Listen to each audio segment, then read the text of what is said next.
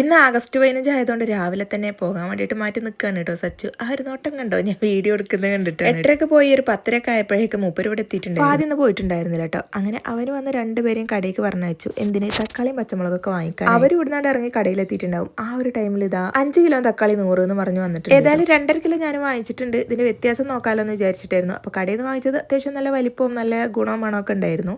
മറ്റേതാകുമ്പോൾ കുഴപ്പമൊന്നുമില്ല, ഇത്ര വലിപ്പമില്ല എന്ന് മാത്രമേ ഉള്ളൂ. ഇനിയിപ്പോൾ 2 ദിവസം ചോറും കറിയും കൂട്ടാനും പല്ലുതേപ്പം കുളി എന്ന് പറഞ്ഞ മാതിരി എല്ലാം നമുക്ക് തക്കാളിയും കൊണ്ടാക്കാം. 50 രൂപക്ക് ഉരുളക്കിഴങ്ങും കൂടി വാങ്ങിച്ചിട്ടുണ്ടായിരുന്നു കേട്ടോ. സ്കൂളില്ലാത്ത ദിവസങ്ങളിൽ ഇങ്ങനത്തെ വല്ല കോപ്രായങ്ങളൊക്കെ കാണണമെങ്കിൽ നിങ്ങൾക്ക് ഇങ്ങോട്ട് വന്നാൽ മതി. കുറേ നേരമായിരുന്നു ഉപ്പിലിട്ട മാങ്ങിരുന്ന് കഴിക്കാൻ തുടത്തിയിട്ട്. അത് കഴിഞ്ഞപ്പോൾ അതാ വെറുതെ നാരങ്ങയിൽ ഉപ്പിട്ട് കഴിക്കും. പിന്നെ ഒരാളെന്താ കാണിക്കുന്നു വെച്ചാൽ അടുത്താളും അതിനെ കാണിക്കും. പിന്നെ ഇവരെ പറഞ്ഞിട്ട് കാര്യമൊന്നുമില്ല, ചെറുപ്പത്തിൽ ഞാനും ഇങ്ങനെയൊക്കെ തന്നെ.